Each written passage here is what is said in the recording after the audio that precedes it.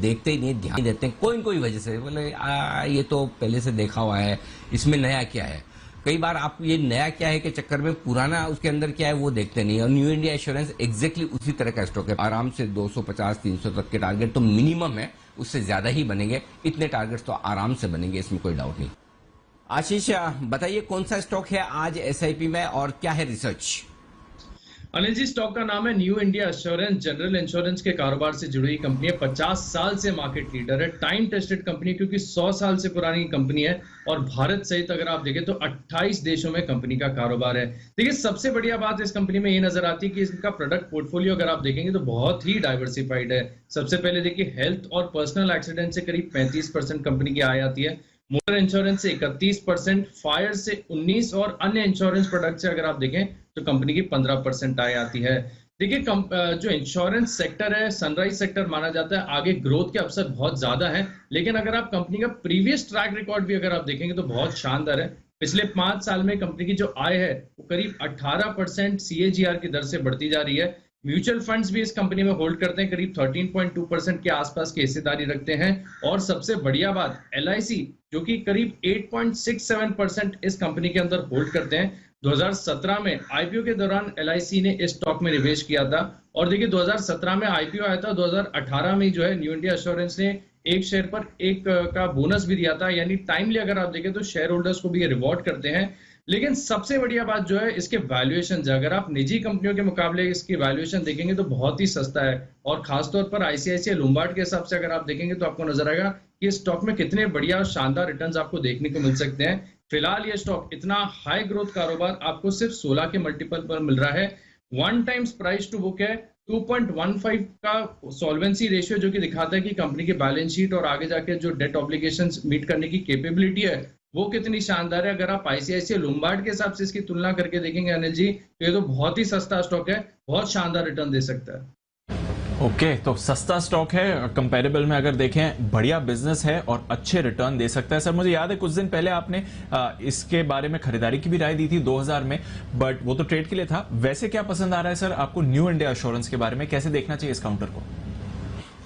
दीप, कभी कभी कोई कुछ बहुत ही अच्छे स्टॉक आप अपने सामने होते हैं, हम उन्हें देखते ही नहीं, ध्यान ही नहीं देते कोई न कोई वजह से, बोले ये तो पहले से देखा हुआ है, इसमें नया क्या है। कई बार आप ये नया क्या है के चक्कर में पुराना उसके अंदर क्या है वो देखते नहीं। और न्यू इंडिया एश्योरेंस एग्जैक्टली उसी तरह का स्टॉक है। पहली चीज तो ये कि अगर किसी को अगली जनरेशन के लिए इन्वेस्ट करना है, सपोज दीप को अपनी अगली जनरेशन के लिए इन्वेस्ट करना है, तो इन्वेस्टमेंट करने के लिए 20 साल 25 साल की अगर कोई थीम है तो वो इंश्योरेंस की थीम है। तो अगली एक जनरेशन की थीम इंश्योरेंस वाली है। और उस इंश्योरेंस में भी अगर आप डेवलप कंट्रीज के मुकाबले में हमारे यहाँ देखें, हमारे यहाँ तो अभी तक लाइफ इंश्योरेंस ही ढंग से नहीं आया। अगर आप अमेरिका में जाएंगे तो लगभग हर चीज का इंश्योरेंस, तो वहां जनरल इंश्योरेंस बहुत ही जबरदस्त पैमाने पर है। तो वो हमारे यहाँ भी होने वाला है। तो जो धीरे धीरे इंश्योरेंस का पेनिट्रेशन हो रहा है वो जबरदस्त है। अब न्यू इंडिया एश्योरेंस ही क्यों? पहली चीज, 150 रुपए के आसपास इस कंपनी के पास में कैश और इन्वेस्टमेंट है, यानी कि शेयर आपको फ्री में मिल रहा है। एक तरह से जितना शेयर का दाम है उतना ही कैश और इन्वेस्टमेंट कंपनी की बुक्स में है। पहली चीज, ये चीज देखते नहीं। दूसरी चीज, इस साल कंपनी करेगी करीबन 12 रुपए की EPS वित्त वर्ष 2021 में, ये मार्च 21 में। अगले साल करेगी 16 रुपए की EPS और 23 में जाकर लगभग 20 रुपए। तो अगर आप सिर्फ और सिर्फ अगले साल का भी देखें, वित्त वर्ष 2022 में भी, तो 16 की EPS और 160 रुपए का भाव सिर्फ 10 के PE मल्टीपल पर है। कोई स्टॉक ऐसा इंश्योरेंस कंपनी में है नहीं जो 10 के PE मल्टीपल पर मिले।